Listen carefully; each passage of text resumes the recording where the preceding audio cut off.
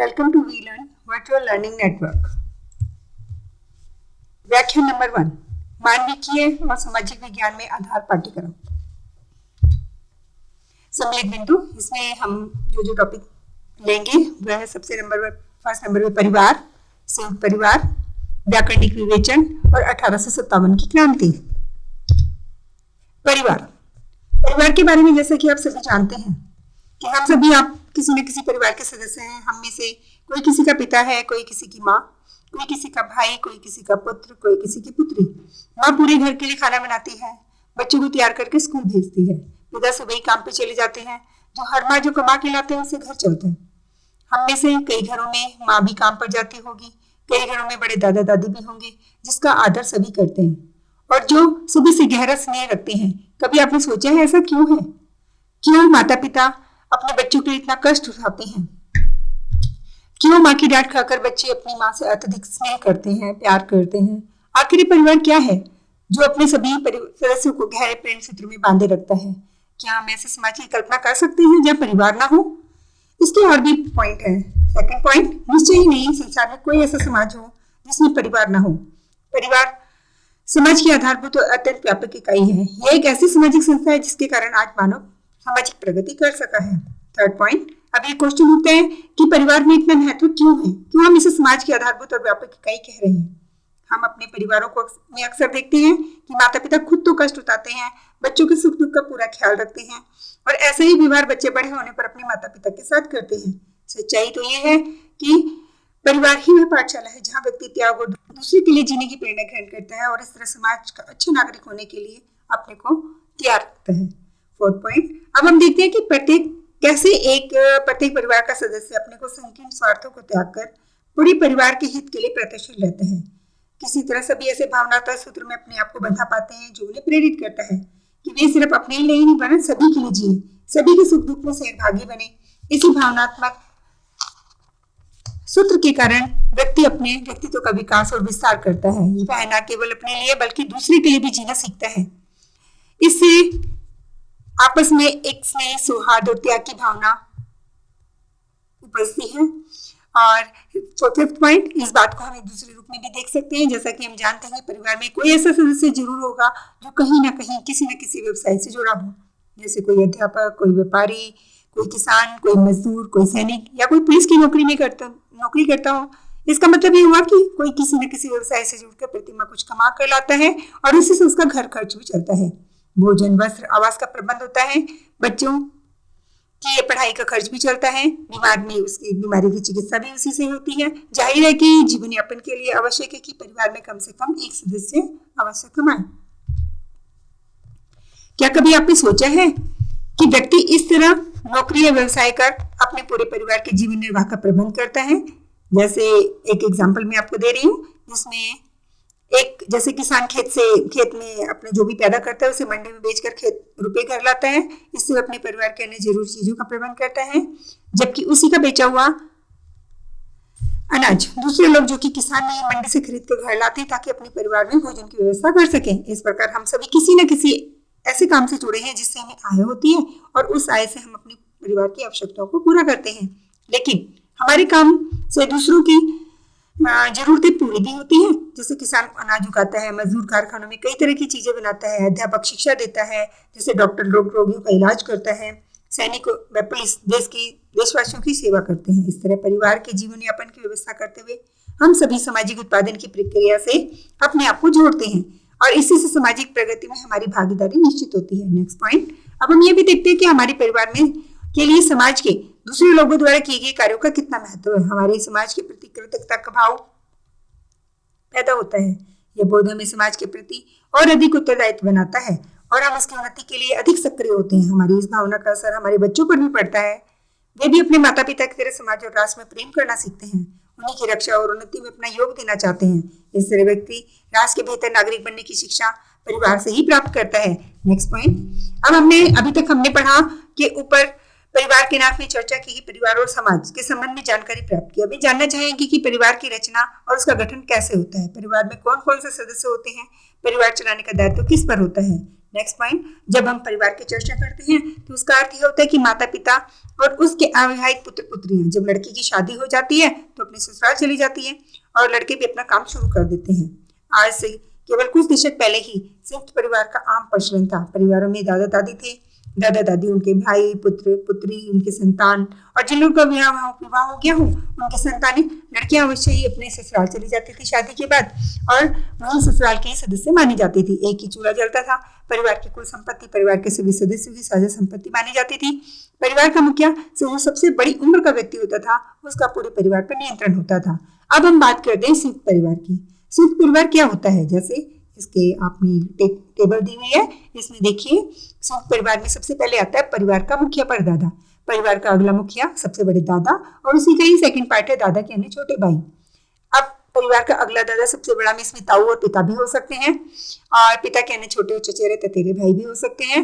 इसमें सबसे बड़ा पुत्र, अविवाहित पुत्र पुत्रियां, अन्य छोटे भाई, चचेरे और ततेरे सहित।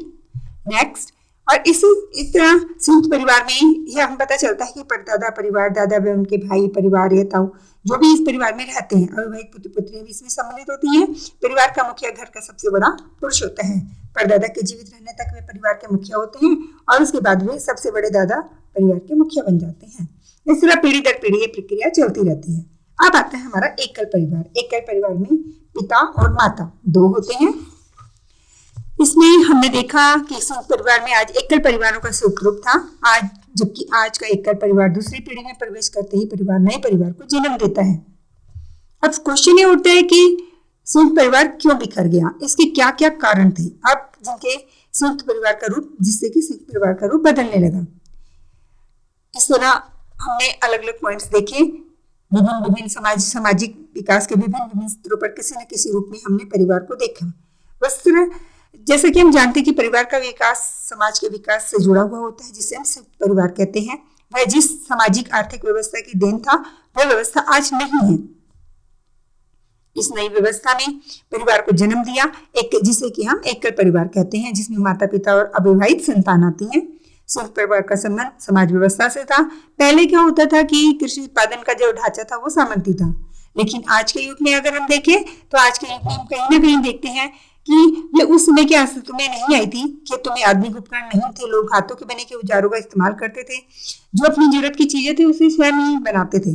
लेकिन किसान का पूरा परिवार एक ही उस पर खेती करता था और उससे होने वाली आय से पूरा परिवार पलता था।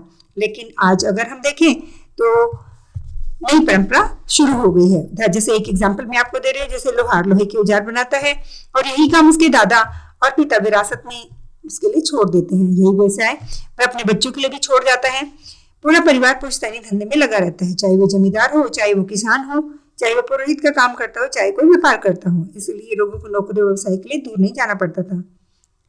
और न ही एक परिवार के विभिन्न सदस्यों की अलग अलग होती थी। उनका सामूहिक श्रम ही सामूहिक संपत्ति पैदा करता था, इसके लिए उन सबका अधिकार उस पर होता था। संयुक्त परिवार में जो संपत्ति होती थी वो पितृसत्तात्मक होती थी। स्त्रियों को कोई महत्व नहीं दिया जाता था। निम्न व गरीब तबके की स्त्रियां घर के बाहर काम करती थी। देहाती क्षेत्रों में ये स्थिति अभी भी बनी हुई है। निश्चय ही संयुक्त परिवार के बहुत सारे गुण और अवगुण भी थे। कम से कम स्त्रियों के मामले में तो न्यायशील नहीं था। हाँ, लेकिन ये अवश्य था कि संयुक्त परिवार में सभी को एक तरह की सामाजिक सुरक्षा प्राप्त थी। परिवार के किसी भी सदस्य के साथ अगर कोई दुर्घटना हो जाती थी तो उसके बीवी बच्चों को भूखा नहीं मरना पड़ता था। लेकिन लोगों में व्यक्ति गुणों के विकास के अवसर ऐसे परिवारों में बहुत सीमित थे।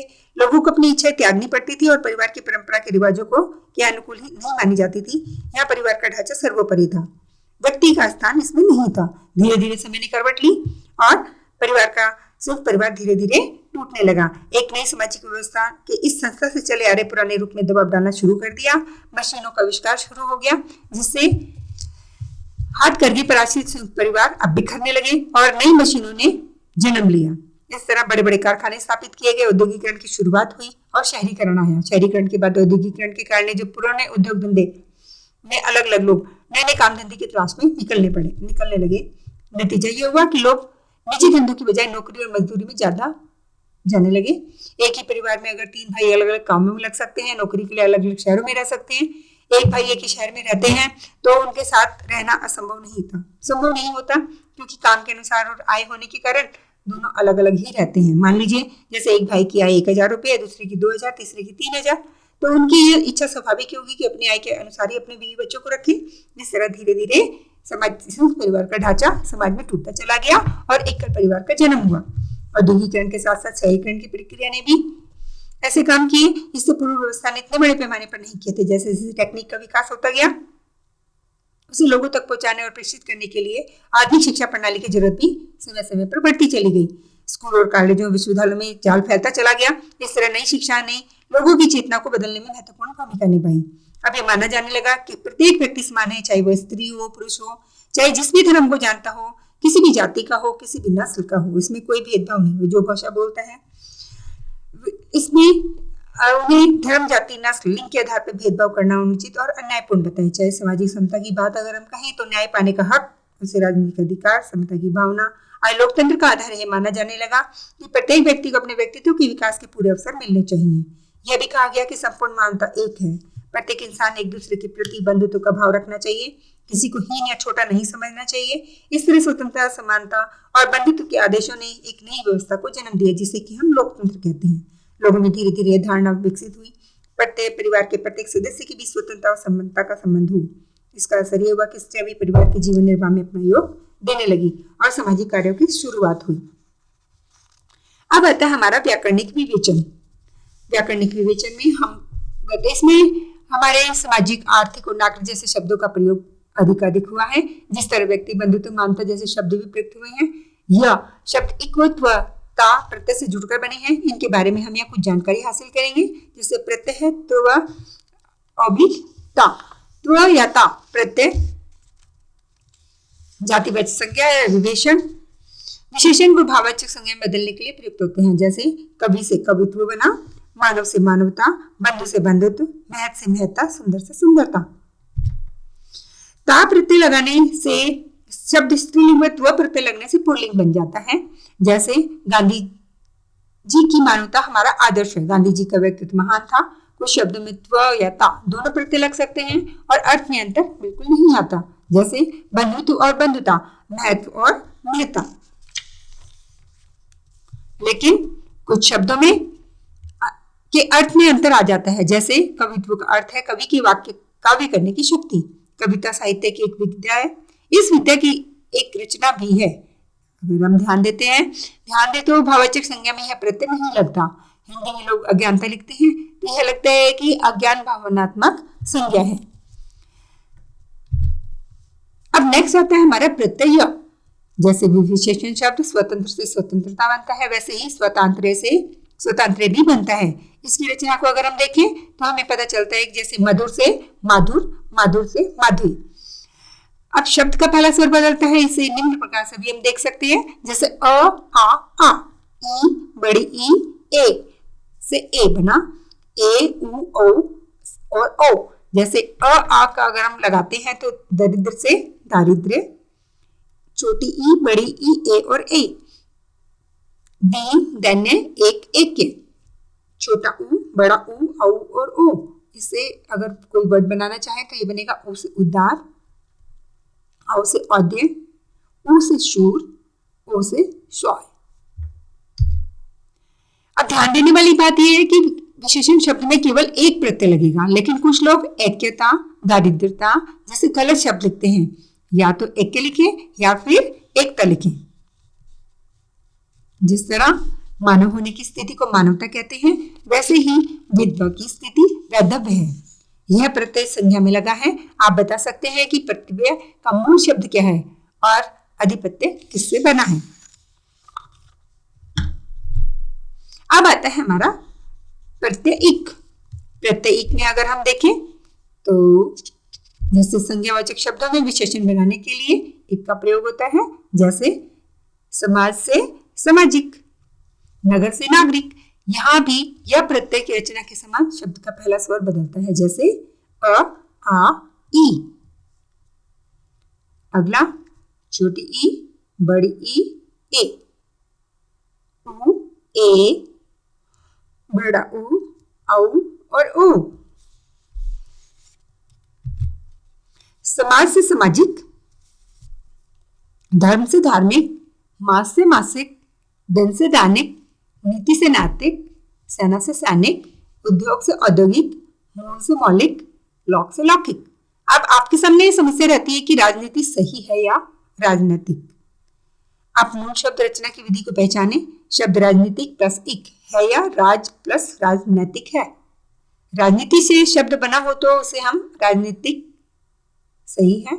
इस तरह से अ प्लस सामाजिक रचना, कार्णिक आदि शब्दों की रचना की प्रक्रिया को स्पष्ट कर सकते हैं। प्रत्यकरण, प्रत्यकरण में अगर हम देखें तो करना से के अर्थ में यह प्रत्यय संज्ञा विशेषण दोनों के साथ आता है। इसकी रचना अगर हम देखें तो जैसे नगर प्लस ई प्लस करण, नगरीकरण, सामान्य प्लस ई प्लस करण, सामान्यीकरण। नेक्स्ट, अब आता है हमारा 1857 की क्रांति। 1857 की क्रांति में हमने देखा जैसे जैसे अंग्रेज आए हमें आजादी मिली। 1857 में सबसे पहले क्या था कि ईस्ट इंडिया कंपनी भारत में आई थी 1599 में इंग्लैंड में। जो सौदागर थे मर्चेंट एडवर्ड्स नाम समूह में एक नेतृत्व में एक अंग्रेजी संस्था की यह कंपनी की स्थापना हुई। 1600 ईस्वी में रानी एलिजाबेथ ने इस कंपनी को एक सनद एवं पूर्व के साथ व्यापार के लिए विशेषाधिकार किया। शुरू में यह कंपनी राज्य एलिजाबेथ जो 1558 से लेकर 1603 तक थी, इसकी भी हिस्सेदारी थी। सब भारत में सबसे पहले सूरत में ईस्ट इंडिया कंपनी ने अपना व्यापारिक केंद्र स्थापित किया था। उस समय दिल्ली की गद्दी पर जहांगीर का शासन था। मुगल बादशाहों से अन्य निर्णय कर अंग्रेजों ने अपना व्यापारिक केंद्र बनाना धीरे धीरे शुरू कर दिया। पुर्तगाली नौसेना को अंग्रेजों ने हराया। उसके बाद मुगल बादशाह ने सोचा कि अंग्रेजी नौसेना द्वारा पुर्तगाली की नौसैनिक शक्ति समाप्त की जा सकती है और भारत की पश्चिमी तट पर कई स्थानों पर अंग्रेजों ने अपनी कारखाना खोलने की उनको अनुमति दे दी। ये कारखाने किलाबंद होते थे जिसमें गोदाम, दफ्तर, कंपनी के कर्मचारियों के रहने के मकान भी होते थे। इन कारखानों में कोई माल तैयार नहीं होता था। अंग्रेज इतने में ही संतुष्ट नहीं थे। उनका मुख्य उद्देश्य था कि अधिक से अधिक धन कमाना। इस काम के लिए उन्होंने लाल सागर और मक्का जाने वाले व्यापारिक जहाजों पर रोक लगा दिया और मुगल अधिकारियों पर दबाव डालकर एक महत्वपूर्ण सनद पाली। इस सनद के द्वारा मुगल साम्राज्य के सभी हिस्सों में व्यापारिक कारखाना बनाने के अधिकारी हो गए और सूरत की अपेक्षा दक्षिण के में मछलीपट्टनम में 1611 में उन्होंने कारखाना खोला। फिर उसे वहां से हटाकर सुदूर मद्रास ले गए। धीरे धीरे दिल्ली से इतनी दूरी की वजह से मुगलों के हस्तक्षेप में थोड़ी कमी आई। जहां से अंग्रेजों ने कारखाने लगाए थे उस इलाके पर अपना अधिकार कायम करने की उन्होंने कोशिश की। 1639 में मद्रास में राजस्थानीय राजा द्वारा अधिकार अंग्रेजों के लिए बहुत ही लाभदायक सिद्ध हुआ। तट क्षेत्र 6 मील लंबी पट्टी पर प्रशासन करने के तथा बंदरगाह में सीमा शुल्क की आधी रकम राजा को देने पर इन्होंने सिक्का डालने की अनुमति दे दी। धीरे धीरे अंतिम मुगल बादशाह आया औरंगजेब। 1707 में उसकी मृत्यु हो गई। औरंगजेब के बेटों में आपस में लड़ाई झगड़ा शुरू हो गया और बहादुर शाह विजयी हो गया। बहादुर शाह की मृत्यु के बाद फिर सत्ता के लिए संघर्ष हुआ और धीरे धीरे जो मुगल साम्राज्य था वो कठपुतली की तरह इस्तेमाल किया जाने लगा। बगावत हो गई और बंगाल, अवध, हैदराबाद, मैसूर के स्वतंत्र राज्य इसी प्रकार बने। 1738 और 39 में नादिर शाह ने मुगल सेना को हराया, शाही खजाना लूटा और धीरे धीरे मुगल सेना को अहमद शाह अब्दाली ने भी हराया। इस तरह मुगल साम्राज्य की छिपी कमजोरी सामने आ गई और अंग्रेजों ने इस चीज का फायदा उठाया।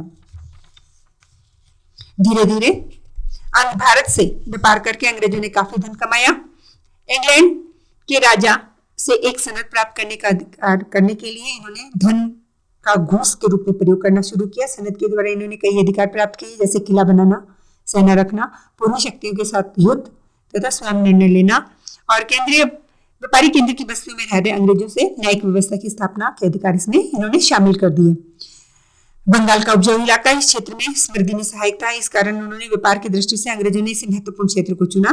बंगाल को 1717 में शाही फरमान मिला कि वे बिना टैक्स दिए माल का आयात निर्यात कर सकते हैं। बंगाल के नवाबों ने इसी फरमान के कारण अंग्रेजों में संघर्ष शुरू हो गया और 1757 में जो प्लासी युद्ध हुआ था उसमें बंगाल के जो नवाब थे सिराजुद्दौला के साथ अंग्रेजी सेना का काफी घमासान लड़ाई हुई।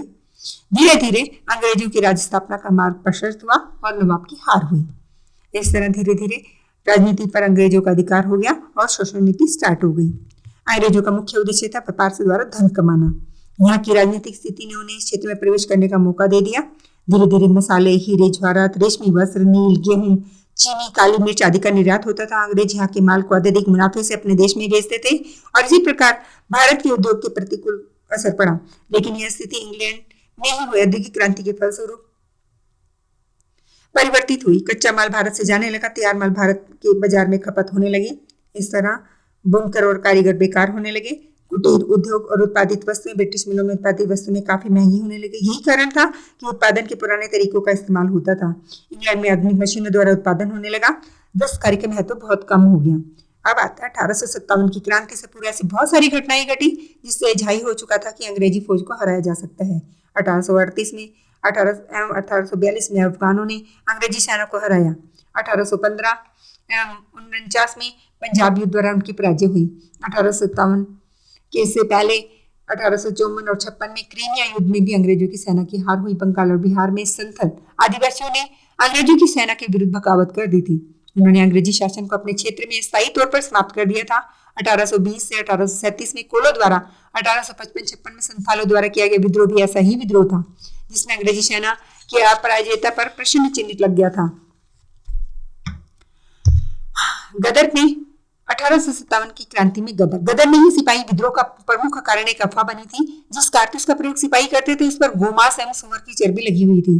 कारतूस के ढक्कन को दांत से तोड़ना पड़ता था, किंतु हिंदू और मुसलमान दोनों ही धार्मिक भाव जिससे कि हिंदू और मुसलमान दोनों ही की ही धार्मिक भावनाओं को ठेस पहुंची थी। इसके अलावा एक महत्वपूर्ण कारण यह भी था कि सामंतों द्वारा अपने अधिकार को दोबारा पाने की इच्छा। राजाओं और सामंतों एवं जागीरदारों के अधिकार छीन लिए गए थे, अतः उन्होंने क्रांति के द्वारा उसे दोबारा पाने का प्रयत्न किया। सामंती शक्ति द्वारा फिर से अधिकार पाने का यह अंतिम प्रयास था। गदर की शुरुआत मेरठ से हुई। मुगल बादशाह और बहादुर शाह को सैनिकों ने अपना नेता घोषित कर दिया। नाना साहब, तात्या तोपे, झांसी की रानी लक्ष्मीबाई, बिहार के जमींदार कुंवर सिंह, दिल्ली के तख्तबक खां, बरेली के बहादुर खां और फैजाबाद के मौली अब अहमद अब्दुल्ला खां ने अंग्रेजी सत्ता को समाप्त करने के लिए अंतिम सांस तक संघर्ष किया। लेकिन यह विद्रोह मात्र सामंती सत्ता की वापसी का विद्रोह नहीं था। इसमें हिंदू, मुसलमान, किसान, मजदूर और आम जनता ने इसमें खुलकर भागीदारी कर इसने प्रथम स्वाधीनता आंदोलन का स्वरूप प्रदान किया। यह बात दूसरी है कि अंग्रेज सत्ता ने इस विद्रोह को शक्ति से कुचल दिया। 1857 के विद्रोह को दबाने के बाद अंग्रेजों ने प्रशासन को मजबूत करने के लिए कई कदम उठाए। संचार माध्यम को व्यवस्थित करने के लिए रेल व सड़क व्यवस्था बढ़ाई गई। इंग्लैंड की संसद ने एक एक्ट द्वारा शासन करने का अधिकार ईस्ट इंडिया कंपनी के हाथ से ब्रिटिश सरकार के हाथ में आ गया। भारत की राजनीति में दखल देकर ईस्ट इंडिया कंपनी आर्थिक लाभ उठाना चाहती थी, लेकिन धीरे धीरे समाज के प्रबल वर्ग के हितों की दृष्टि से शासन होने लगा। 1857 में लंदन और भारत के बीच समुद्री तार व्यवस्था हो जाने के कारण भारत पर लंदन से शासन करने में अंग्रेजों को थोड़ी सी सुविधा हो गई। इससे पहले कि जो कंपनी के निदेशक और बोर्ड ऑफ कंट्रोल द्वारा भारत पर शासन होता था, अब वह अधिकार भारत मंत्री को प्राप्त हो गया था।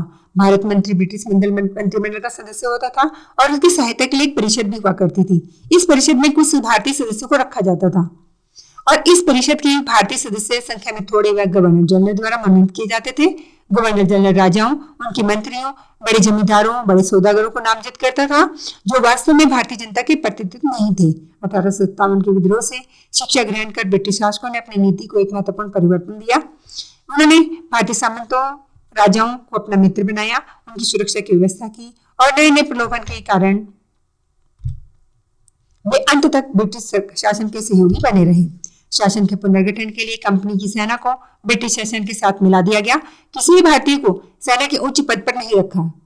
1857 के विद्रोह में भाग लेने वाले अधिकांश सिपाहियों को सेना में नहीं रखा गया। इसके विपरीत जिन सिपाहियों को ने विद्रोह को दबाने में अंग्रेजों की सहायता की थी, उन्हीं को ही सेना में भर्ती किया गया। जाति धर्म के आधार पर सेना का संतुलन इस प्रकार से किया गया कि भारतीय सिपाही एकजुट होकर विद्रोह न कर पाए। 1857 के विद्रोह में हिंदू मुसलमान सभी एकजुट होकर अंग्रेजों के खिलाफ लड़े थे। इसी कारण अंग्रेजों ने इस एकता को तोड़ने के लिए इनमें फूट डालो और शासन करो की नीति का पालन किया। विद्रोह के बाद मुसलमान जागीरदारों की संपत्ति छीन ली गई और उन्हें सताया गया, किंतु 1870 के बाद उनकी इस नीति में बहुत सारे चेंजेस आए। उच्च वर्गीय और मध्यम वर्गीय मुसलमानों को अपने विश्वास में लेने के लिए ब्रिटिश सरकार द्वारा जोरदार प्रयास किया गया। अब आता है हमारे अभ्यास के लिए प्रश्न। परिवार क्या होता है? संयुक्त परिवार की विवेचना, जैसे कि मैंने पहले आपको बताई चुकी हूँ। परिवार एक सामाजिक संरचना होती है। संयुक्त परिवार जैसे इसमें दादा दादी सब सम्मिलित होते हैं। नेक्स्ट क्वेश्चन आता है हमारा 1857 की क्रांति। 1857 की क्रांति प्लासी के युद्ध के बाद जब अंग्रेज भारत में आए, ईस्ट इंडिया कंपनी के बाद 1857 की क्रांति जब शुरुआत हुई थी, अंग्रेजों ने इसमें अपना कदम रखा था। Happy learning, be learning.